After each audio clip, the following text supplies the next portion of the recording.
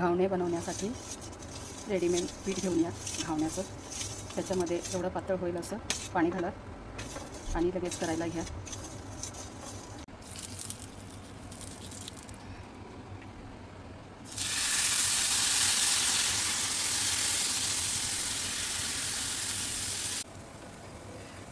हळूहळू असं त्याला हे करून साईडने मोकळा करून मग पलटी करा. हा कसा छान झाला आहे.